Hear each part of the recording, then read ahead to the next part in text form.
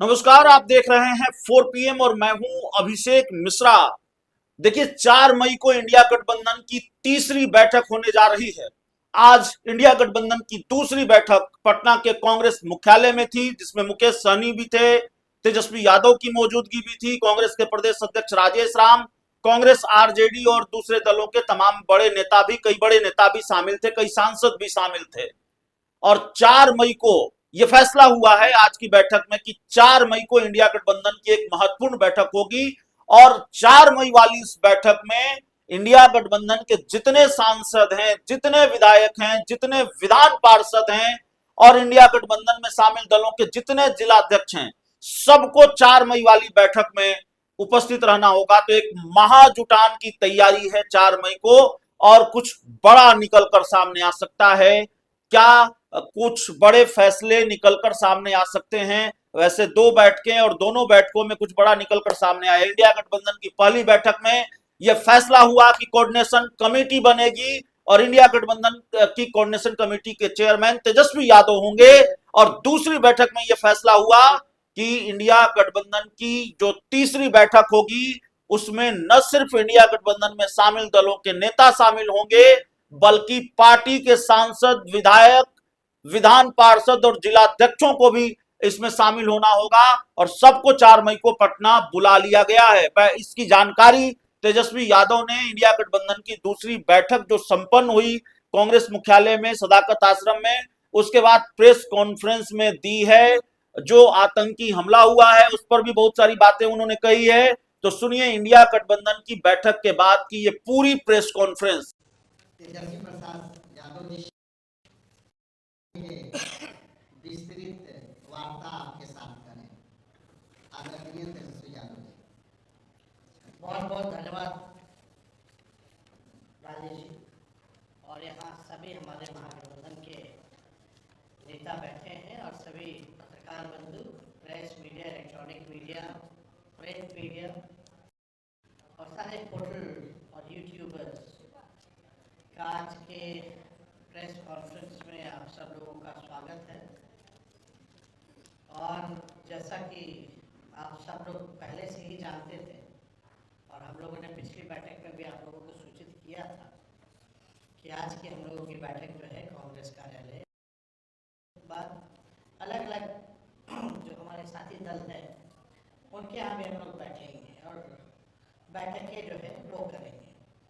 तो आज जैसा पहले से तय था, आज हम लोगों की बैठक हुई और सबने शोक जताया जो पहलगाम में आतंकवादी हमले हुए और पर्यटकों पर हमला हुआ, जिसकी निंदा हम सब लोगों ने की। और शुरुआत हम लोगों ने जो है 1 मिनट का मौन रख के अपनी बैठक की शुरुआत की। आप सब लोगों को आतंकवाद के खिलाफ का निंदा प्रस्ताव भी हम लोग पेश करेंगे। और जब पेश करेंगे तो उससे पहले जो 10 प्रमुख बातें हैं उसमें आप लोगों को बताना चाहिए। लेकिन इससे पहले जो हमारा इंडिया अलायंस, जो महागठबंधन हम लोगों ने तय किया है कि कल हम लोग जो है कैंडल मार्च शाम 7 बजे इनकम टैक्स से हम लोग करेंगे। और ये कैंडल मार्च आप सब लोग जानते हैं कि इतनी बड़ी घटना हुई है जो पहलगाम में जो पर्यटकों की जो मृत्यु हुई उनकी श्रद्धांजलि को हम लोग देने का काम करेंगे। और कैंडल मार्च सभी महागठबंधन, सभी पार्टी के नेता, हम सब खुद स्वयं मौजूद रहेंगे। और ये कार्यक्रम जो है पूरे बिहार के हर जिला हेडक्वार्टर में होगा और स्वयं हम सब लोग जो है पटना में मौजूद रहेंगे।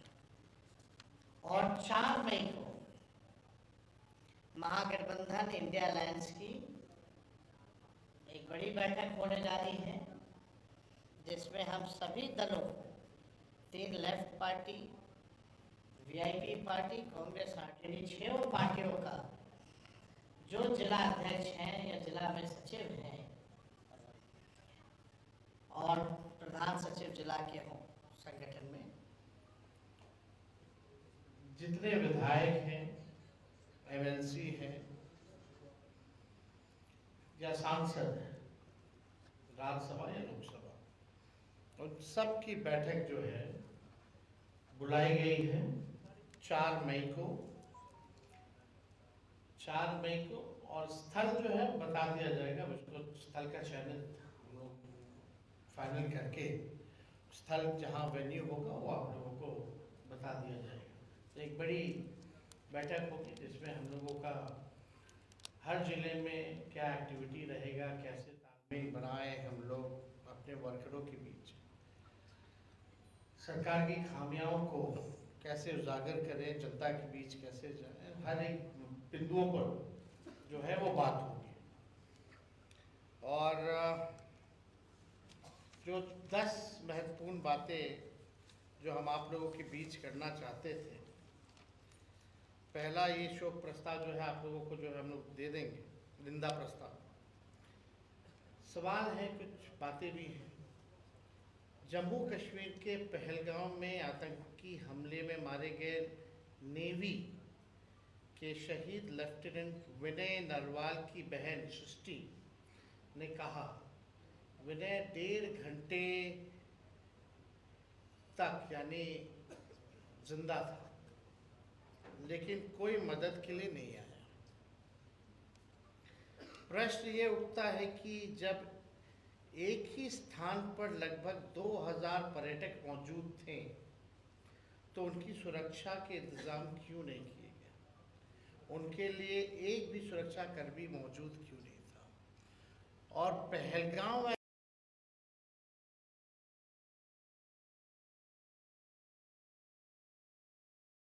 ऐसा जगह है ऑलरेडी हाई सिक्योरिटी जोन में आता है, क्योंकि कई हजारों में पर्यटक वहाँ रहते हैं पहले से। ऐसी घटना होना, लेफ्टिनेंट हमारे 1.5 घंटे तक जिंदा रहे, तड़पते रहे कि सहयोग कुछ मिले, नहीं मिल पाया। जबकि सरकार को ये पता था कि जम्मू कश्मीर में 2014 से अब तक 3982 आतंकी घटनाएं हुई हैं, जिनमें 413 आम लोगों की हत्या हुई है और 630 सुरक्षा बल के लोग शहीद हुए। इस गंभीर लापरवाही की जिम्मेवारी कौन लेगा?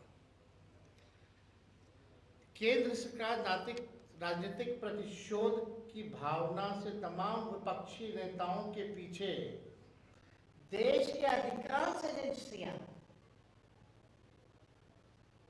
लगाती है, लेकिन आतंकियों के पीछे ऐसा क्यों नहीं कर पाती है? हम लोगों के पीछे देश की सब एजेंसियां लगी रहती हैं, लेकिन इनके पीछे कौन सी एजेंसियां लगाई जा रही है? अगर ये घटना हो रही है तो आपका इंटेलिजेंस क्या कर रहा है, सर्विलेंस क्या कर रहा है? आजकल टेक्नोलॉजी का ज़माना है, यानी ये इंटेलिजेंस फेलियर रहा, और वो हाई लेवल सिक्योरिटी जोन में ऐसी घटना, और वो जो सड़क है वो कच्चा सड़क है, कई घंटे लगता है ऊपर जाने में, हथियार लेकर के जाना, बल्कि हर जगह चेक पॉइंट्स है, हर जगह आर्मी तैनात रहती है, सेना तैनात रहती है। फिर भी अगर इतनी बड़ी घटना हो जाती है तो किसी ना किसी को जिम्मेवारी लेनी चाहिए। और विपक्षी नेताओं के पीछे आप लगा, ठीक है लगाए, लेकिन आतंकियों को तो रोकिए। पुलवामा कांड जो हुआ था, उसकी जांच का क्या हुआ? आप भी जानना चाहते हो, हम भी जानना चाहते हैं। देश का हर एक नागरिक पुलवामा कांड में 200-300 RDX किलो 200-300 किलो RDX कैसे पहुंचा, और अब तक की सबसे बड़ी घटना मानी जाती है जिसमें हमारे कई जवान शहीद हो गए, उसकी जांच का क्या हुआ, देश का हर एक नागरिक, हर एक भारतीय ये जानना चाहता है उस जांच का क्या हुआ, कौन था उसका दोषी, लापरवाही कौन, किसका फेलियर था। आप जानते हैं जम्मू कश्मीर में आतंकियों द्वारा समय समय पर बिहार के अनेक श्रमिक भाइयों की हत्या की गई। अब सरकार बताए इसका जिम्मेदार कौन। आप देखते हुए जो हमारे बिहार से पलायन करके बाहर मजदूरी करने कई लोग गए, बिहारी भाई हमारे, उनकी भी मौतें हुई, तो आखिर उसकी जिम्मेवारी कौन लेगा। सरहद पार से आतंकी देश में आ रहे हैं तो ये देश की सुरक्षा के साथ खिलवाड़ है। ये बहुत बड़ा सिक्योरिटी लैप्स है। पहलगाम में आतंकियों ने आकर यानी रकी की होगी, स्पॉट चुना होगा, ऐसे नहीं कि आते कि घुस गए होंगे, रेकी जरूर की होगी, स्पॉट चुना होगा, सरहद पार किए होंगे, तब जो है वारदात को अंजाम दिया। तो ये तो पूरा फेलियर आखिर ये किसका है, ये हम लोग जो है जानना चाहते हैं। वारदात की घटना को भी चुनने में प्लानिंग लगती है, तो ये कब से हो रहा था, क्या हो रहा था, ये सरकार को बताना चाहिए। लेकिन इस बीच हमारा इंटेलिजेंस सिस्टम क्या कर रहा था, इसकी जवाबदेही कौन करेगी। भारतीय जनता पार्टी, केंद्र सरकार और गोदी मीडिया के द्वारा आतंकी घटना को सांप्रदायिक रंग देना सरकार की नाकामी का प्रत्यक्ष प्रमाण है। बीजेपी की ऐसी पहल देश, संविधान, लोकतंत्र और मानवता के लिए घातक है। महागठबंधन इसकी निंदा करता है। क्या बिहार सरकार ने कश्मीर में पर्यटन के लिए गए अपने नागरिकों के मदद हेतु कोई हेल्पलाइन नंबर जारी किया है? क्या अपने किसी मंत्री की तैनाती वहां की है? बिहार के नागरिकों की सुरक्षित वापसी सुनिश्चित किया है? क्या बिहार सरकार प्रधानमंत्री की रैली में इतनी व्यस्त है कि उसे अपने नागरिकों की सूद लेने का भी समय नहीं है? तो ये जो सवाल जो है ये हम जानना चाहते हैं बिहार के अचेत मुख्यमंत्री जी से। उनके because he tired and retired अधिकारी जो है बिहार चला, उनके रिटायर्ड अधिकारी और जो जदयू में जो है जिनकी मानसिकता भाजपा में है, दिल और दिमाग, वैसे जदयू के टॉप लीडरशिप से भी जानना चाहते हैं कि आपने जो भी बिहारी पर्यटक कभी कश्मीर में हैं उनकी सुरक्षित वापसी के लिए आपने क्या प्रावधान किया, नागरिकों के लिए क्या किया? कोई हेल्पलाइन नंबर आपने दिया है? किसी मंत्री या रेसिडेंशियल कमिश्नर जो दिल्ली में रहते हैं उसकी ड्यूटी आपने लगाई है? क्या बिहार निवास को भी वहाँ कोऑर्डिनेशन में लगाया गया है?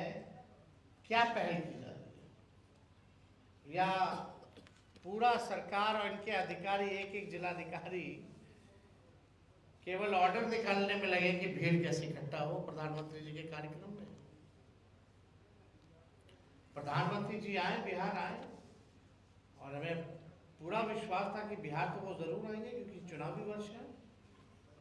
कानपुर में भी आज प्रोग्राम था लेकिन कानपुर का प्रोग्राम रद्द हो गया।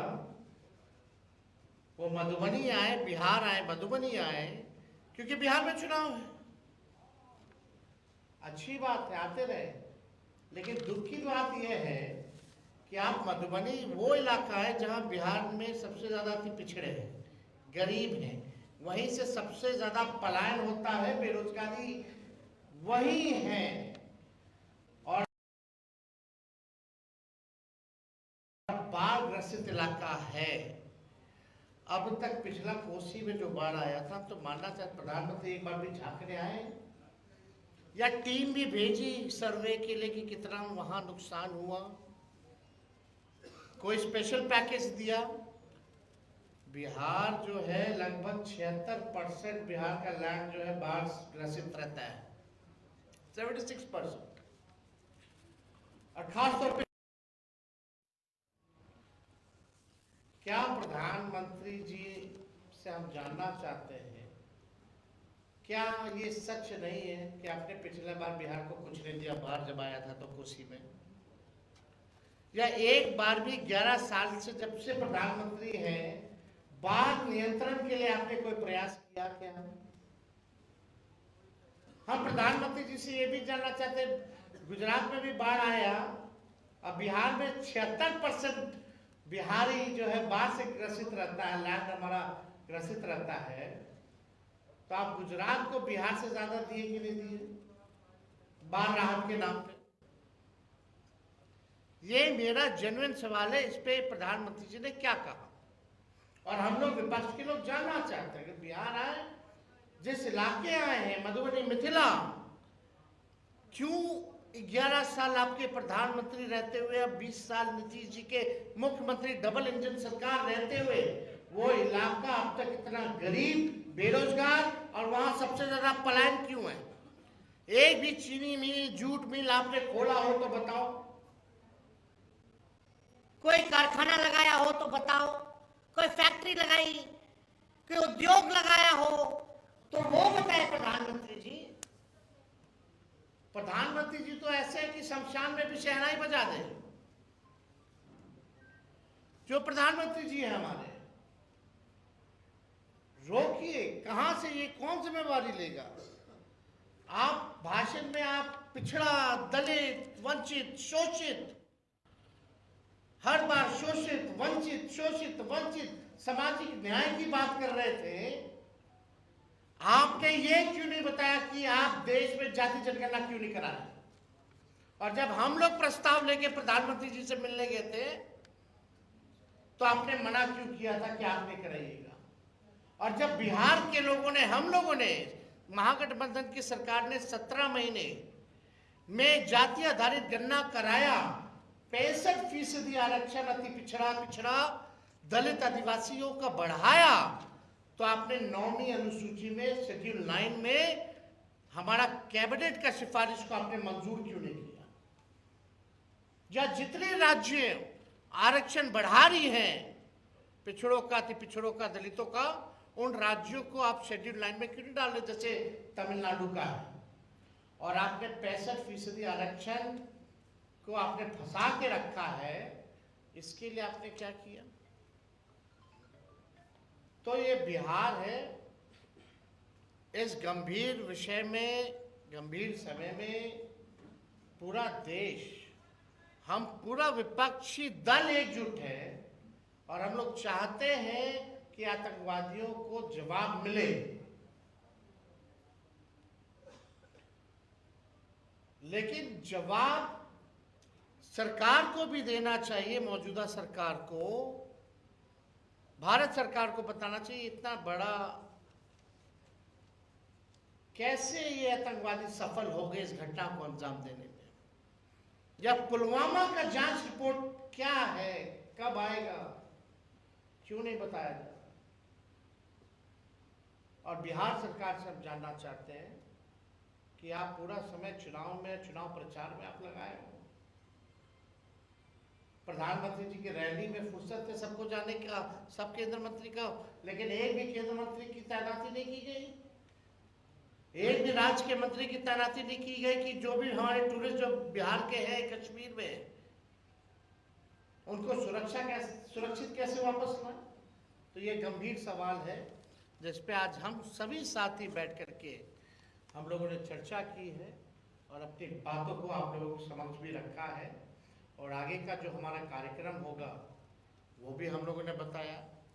जो मेन कोऑर्डिनेशन कमेटी है वो पूरी तरीके से तैयार है और उसमें अलग अलग कोऑर्डिनेशन कमेटियों का भी हम लोगों ने निर्माण किया है, विच इज़ इंटरनल, बट आप लोग तो सब लोग जानते हैं इसमें मीडिया के भी कोऑर्डिनेशन के लिए भी है, स्पोक पर्सन का भी है, मैनिफेस्टो का भी है, सोशल मीडिया का भी, इस तरह के और भी कोऑर्डिनेशन कमेटी का निर्माण हम लोगों ने किया है ताकि बिहार के सवाल को मजबूती के साथ हम विपक्ष के लोग उठाते थे। तो और कोई अगर कोई सवाल होगा तो आप लोग पूछ सकते हैं।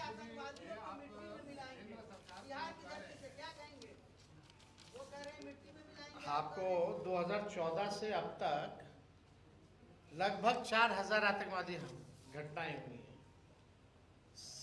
413 आम लोग मरे हैं, 630 जो लोग हमारे सुरक्षा कर्मी हैं वो मरे हैं। क्या हुआ? शहीद हुए।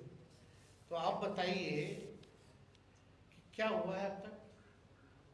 क्या आपको पुलवामा में इतनी बड़ी घटना में क्या जांच क्या हो रहा है, नहीं हो रहा है, क्या हुआ है, क्या आपको पता नहीं चलना चाहिए? देश के नागरिकों को नहीं पता चलना चाहिए कि किसकी जिम्मेवारी थी वो?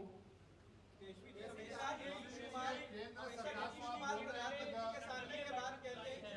Minute, Central government should take responsibility, but there is also a state government. You feel that the state do government? you think that that's a union territory and police comes under the home ministry or the state government? But have you called the chief minister for the review meeting? Have you called the chief minister for the review meeting? When home minister went for the meeting, LG was there. Why didn't he invited the chief minister? मतलब मुख्यमंत्री को आपने बुलाया नहीं। एक तो union territory है, police Jammu Kashmir सरकार के अंतर्गत नहीं है, वो भी गृह मंत्रालय के अंतर्गत है, केंद्र सरकार के अंतर्गत है। और आप बैठक हो रही है, आप वहाँ के मुख्यमंत्री को नहीं बुला ले, गवर्नर साहब को बुलाए हो। हम तो तय नहीं कर रहे ना, हम ये क्वेश्चन रेज कर रहे हैं, लेकिन दिख तो यही रहा। फिर आप उनको कैसे इंटेलिजेंस हो, सर्वेलेंस हो, मिलिट्री हो, स्टेट पुलिस हो, सब तो आपका केंद्र सरकार के अंतर्गत है। और हमेशा प्रधानमंत्री के सामने ये कहते हैं ना इधर जाएंगे ना उधर जाएंगे, ये गलती हो गई। और जब भी प्रधानमंत्री आते हैं इस तरीके का भाषण प्रधानमंत्री नीतीश कुमार का रहता है। उनका कहना है कि आपके साथ रहे कुछ नहीं हुआ, एनडीए के साथ आए तो विकास हुआ। देखिए, हम इस पे कोई टिप्पा टिप्पणी, मुख्यमंत्री जी पे कोई टिप्पा टिप्पणी हम नहीं करना चाहते। आप भी स्थिति को जान रहे हैं उनकी, हम भी जान रहे हैं, और बिहार के 13-14 करोड़ भी उनकी स्थिति को जान रहे हैं। उनसे हम सवाल नहीं पूछना चाहते, ना हम उनको कुछ कहना चाहते हैं। बस एक बात जरूर है कि उनको इस स्थिति में देख करके हमको पीड़ा होती है। एक अच्छा, एक just a minute. Are you ready first?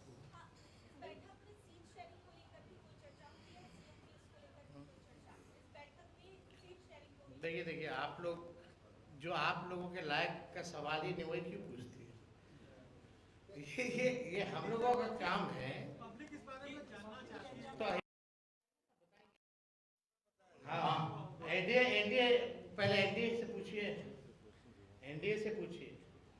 और जहाँ तक उन लोगों का खेमा का बात है, तो ये बात तो तय है कि जब तक चुनाव है तब तक मुख्यमंत्री का चेहरा नीतीश जी होंगे, और चुनाव के बाद नहीं होंगे। हमारे यहाँ ठीक उल्टा है, हमारे यहाँ जो नाम होगा वही चुनाव।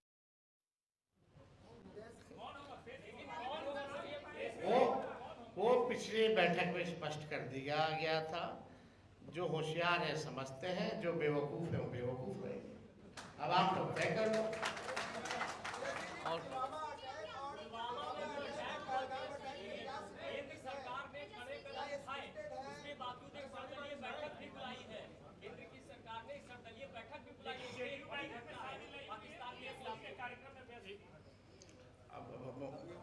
आपको अभी तक ये बात नहीं समझ गया है पत्रकार महोदय, जदयू अब रही नहीं कि बीजेपी हो गई है। अब जदयू कहाँ रहेगी? जदयू अब तो खत्म हो गया भाई। चलिए अब आखिरी,